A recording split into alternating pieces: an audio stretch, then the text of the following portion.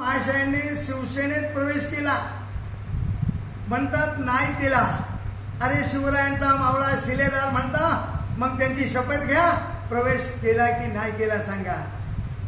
पक्षांतर बंदी असताना विधान अध्यक्षांकडे कोर्टात केस चालू आहे, जर पक्ष प्रवेश केलाय तर तुमची आमदारकी जाणार. मग का घाबरताय? टक्केवारीबद्दल जर बोलायला गेलं तर मी पहिल्यांदा तुम्हाला उदाहरण दिलंय.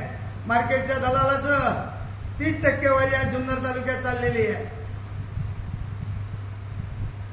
एक छोटस उदाहरण देतोय. जिल्हा परिषदच्या माध्यमातून, शासनाच्या माध्यमातून स्मार्ट स्कूल जिल्हा परिषदच्या शाळा आहेत. टोटल शाळा 15 ते 20 कोटीचं प्रोव्हिजन आहे. कामही चालू झाली. माझ्या ओतूरच्या 2 शाळांची कामं झाली, निकृष्ट दर्जाची कामं झाली. मी पाहणी केली, 1-1 कोटीचं काम काढलंय. ठेकेदार एकच. म्हणजे त्यांना टक्केवारी घ्यायला वाणी साहेब सोपं जातं. कोल्हे साहेब, पत्रे जुने, काम खाली केले नवीन, पण वर पत्रे जुने, नवीन पत्रे टाकले नाही. त्याची मी बातमी करणार आहे आपल्याच माध्यमातून. परवा ते काल ते म्हणाले मी स्ट्रोक देणारा आमदार. स्ट्रोकची व्याख्या तुम्हाला मराठीत माहित असेल, दणका. मग जुन्नर तालुक्यात सर्वांना माहिती आहे यांनी दणके कोणाकोणाला दिले, त्यावर मला काही बोलायचं नाही. ते बांबूवाले म्हणजे मीडियालाही बोललेत, दांडूवाले बोललेत.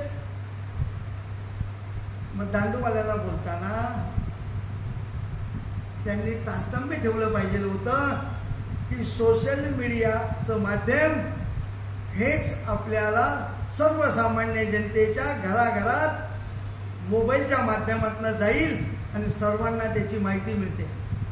जर जुन्नर तालुक्याच्या पत्रकारांनी, मीडियाने ठरवलं की शरददादा आमदारावरती बहिष्कार टाकायचा, तर यांच्या बातम्या कोण करणार? यांना प्रसिद्धीला कोण आणणार? करता करवायचा जुन्नर तालुक्याचे आपण आहात, मीडिया आहे. आणि मीडियाला तुम्ही म्हणता हप्तेखोर, 48 तासात तुमचं दांडकं बंद करणार. हा हिंमत तर करून दाखवा. वाणी साहेब, आज जुन्नर तालुक्यात चाललेले बेकायदेशीर माती मुरुम उत्खनन, रॉयल्टी न भरता वड्याच्या धरणातून बेसुमार माती काढली. माती माफिया कोण आहेत? ह्या महाराजांचे. माती काढत असताना हे महाराज परवा म्हणाले की माझे कार्यकर्ते दिनदुबळे आहेत. जर तुमचे कार्यकर्ते दिनदुबळे आहेत, एका कार्यकर्त्याकडे 2-2 डंपर, 1-1 जीसीबी, 1 कोटीची प्रॉपर्टी, 1 डंपर जर मातीचा भरला आणि तो जर बाहेर विकला तर त्याचे येतात 20,000 रुपये. डंपर भरण्याला खर्च येतो 4,000 रुपये. त्याचे शिल्लक राहतात 16,000 रुपये. तो दिवसातनं 5 ट्रिप मारतो, 16-5 80,000 रुपये हा दिनदुबळा कार्यकर्ता दिवसाला कमवतो. आणि आरटीआयचे कार्यकर्ते, त्यांना खायला अन्न नाही.